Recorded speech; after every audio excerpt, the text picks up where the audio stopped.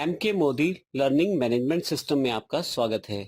इस सेशन में हम बात करने वाले हैं जब हम परचेज करते हैं किसी कंपोजिशन डीलर से तो उसमें परचेज की एंट्री किस प्रकार से कर सकते हैं। आइए पहले ब्रीफ में जानते हैं कंपोजिशन डीलर है क्या। असल में जिसकी सेल 75 लाख से कम है और अपने ही राज्य में वह कार्य करता है तो ऐसे पर्टिकुलर डीलर्स अपने आप को एक पर्टिकुलर जीएसटी स्कीम में रजिस्टर करवा सकते हैं जो कंपोजिशन स्कीम कहलाती है। ऐसे केस में उन्हें एक फिक्स रेट ऑफ टैक्स देना होता है, तो इस तरह के डीलर्स अपने आप को कंपोजिशन स्कीम में रजिस्टर करवा सकते हैं। अब यहाँ पे कुछ मुख्य बातें हैं। जब भी हम कंपोजिशन डीलर से परचेज करते हैं तो कुछ चीज़ें हमें पता होनी चाहिए, जैसे कि जब हम कंपोजिशन डीलर से परचेज करेंगे तो कंपोजिशन डीलर हमें टैक्स इनवॉइस नहीं दे पाएगा, यानी कि ऐसा इनवॉइस नहीं दे पाएगा जिसमें टैक्स लगा हो, क्योंकि वह टैक्स भी कलेक्ट नहीं कर पाएगा हमसे। इसी तरह से कंपोजिशन डीलर को किसी भी तरह का इनपुट टैक्स क्रेडिट नहीं मिलता है। और यदि हम कंपोजिशन डीलर से परचेज करते हैं तो हमें ऐसी परचेज पे किसी तरह का इनपुट टैक्स क्रेडिट नहीं मिल पाता है। तो इस तरह यदि हम कंपोजिशन डीलर से परचेज करते हैं तो इन सब बातों का हमें ध्यान रखना होता है। तो आइए देखते हैं हमें किस प्रकार से कंपोजिशन डीलर से रिलेटेड एंट्रीज को अपने अकाउंट्स में करना होता है। सबसे पहले मैंने यहाँ एग्जाम्पल के लिए 3 अकाउंट्स क्रिएट कर लिए हैं। परचेज रिकॉर्ड करने के लिए इंटरेस्टेड परचेज अकाउंट पहले से ही बना रखा है, फिर भी हम देखेंगे किस प्रकार से इसे बना सकते हैं। कॉमटेक कंपोजिशन डीलर है हमारा, हरियाणा के अंतर्गत ही स्थित है और हमारा सन्ड्री क्रेडिटर्स रहेगा क्योंकि हमें इसे परचेज करना है। और हमें जो इसे परचेज करना है वह HP लैपटॉप परचेज करना है। अब यहाँ पे हमारे पास पहले अकाउंट्स बनाने हैं, तो अकाउंट्स इन्फो पे आ जाता हूँ। यहाँ से मैं यहाँ से लेजर्स, मैं अल्टर से आपको दिखा रहा हूँ, आपको क्रिएट से लेजर्स बनाने पड़ेंगे जब आप एंट्री करना चाहते हैं। तो इसके लिए मैंने कॉमटेक कंपोजिशन डीलर का अकाउंट यानी कि लेजर क्रिएट किया है। मैं एंटर करके दिखा देता हूँ आपको। सन्ड्री क्रेडिटर्स के अंतर्गत है और यह इंडिया हरियाणा का डीलर है।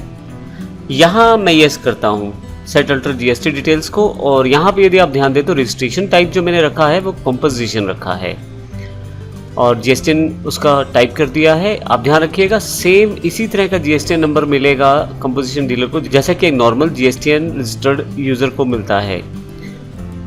कंपोजिशन हालांकि स्कीम डिफरेंट है लेकिन नंबर का फॉर्मेट एक जैसा ही रहता है, तो यहाँ पे उसी तरह का नंबर मैंने फीड कर दिया है एग्जाम्पल के रूप में और फाइनली इसे यस कर देता हूँ।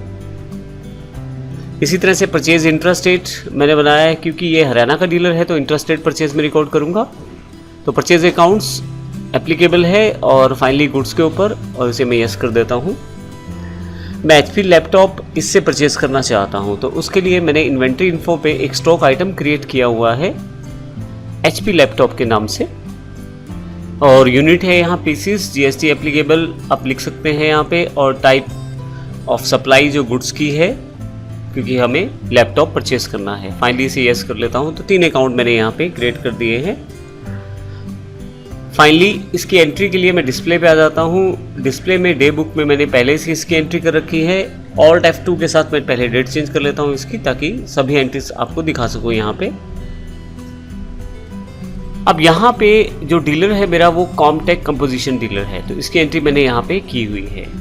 एंटर करता हूँ।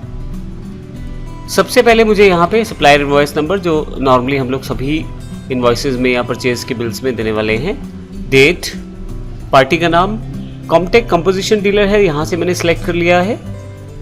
इन्फॉर्मेशन पहले से फिल कर चुका हूँ। परचेज अकाउंट मैंने इंटरेस्टेड यूज़ किया है क्योंकि यह हमारा हरियाणा का डीलर है।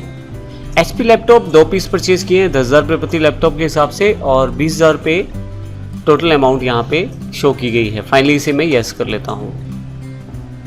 अब यदि आप देखें एस्केप करके यहाँ पे, यदि मैं स्टैट्यूटरी रिपोर्ट्स डिस्प्ले में आ जाए पहले और फिर यहाँ से स्टैट्यूटरी रिपोर्ट्स पे अगर आप आएँ GST में GSTR 2 क्योंकि परचेज है, तो यहाँ पे यदि आप देखें नील रेटेड इनवॉइसेज में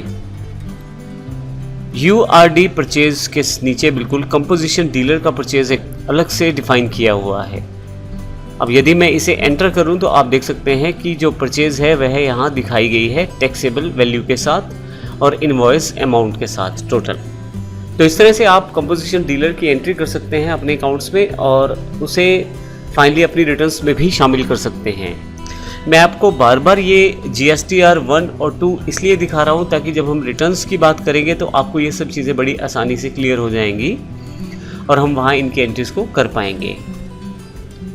नेक्स्ट सेगमेंट में हम बात करने वाले हैं जब हम डायरेक्ट किसी कस्टमर या कंज्यूमर को अपना माल बेचते हैं तो उस केस में एंट्री किस प्रकार की जा सकती है। यदि वह इंटरस्टेट और बड़ी अमाउंट का बिल है तो उसकी एंट्री किस प्रकार होगी और बाकी सब बिल्स की एंट्री किस प्रकार होगी, इसको हम अगले सेशन में देखने वाले हैं। धन्यवाद।